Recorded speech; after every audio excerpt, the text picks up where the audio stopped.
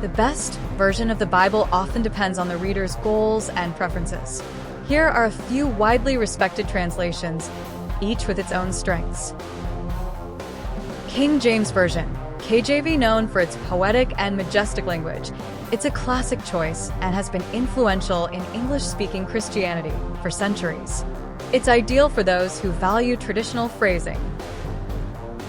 The King James Version, KJV, holds a distinguished place in the history of the Bible and English literature.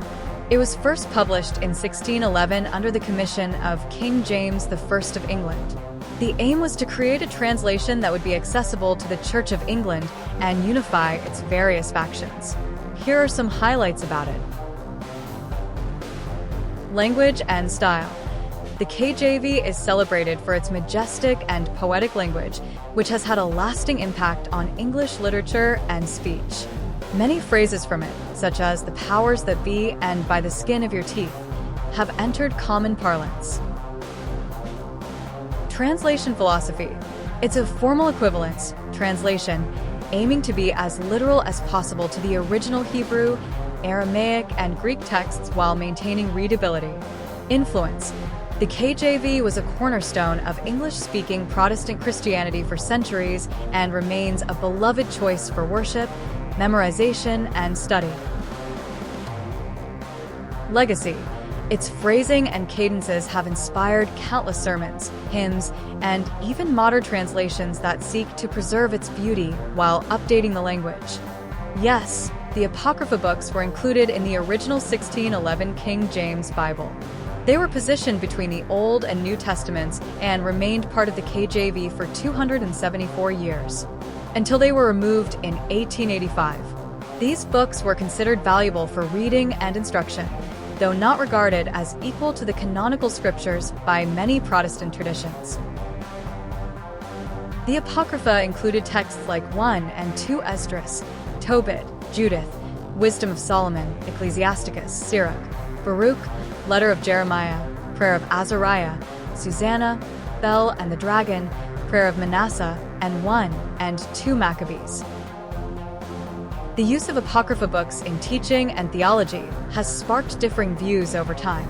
Whether they are rejected depends on the tradition or perspective. Accepted in some traditions, the Catholic Church and Eastern Orthodox Church recognize many apocryphal books, deuterocanonical, as part of their canon and use them in teaching, theology, and liturgy. For them, these books hold divine inspiration and are treated as scripture. Rejected in others. Most Protestant denominations do not consider the Apocrypha as scripture.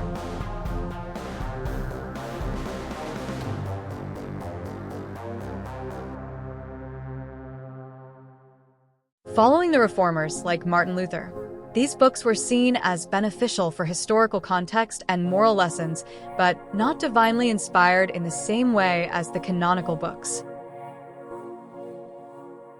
Their role in study. Even in traditions that don't officially recognize the Apocrypha as scripture, many scholars and theologians study them. They provide historical insight into the intertestamental period, cultural developments, and ideas that influenced early Jewish and Christian communities. If people are teaching from these books, it's important to clarify the perspective they're coming from, whether they view the Apocrypha as authoritative scripture or use them for historical and moral insights. The state of man, how scripture diagnoses human nature and need for redemption. The way of salvation, the Bible's central message of grace through Christ. The doom of sinners and the happiness of believers, the consequences of rejecting or embracing God's truth.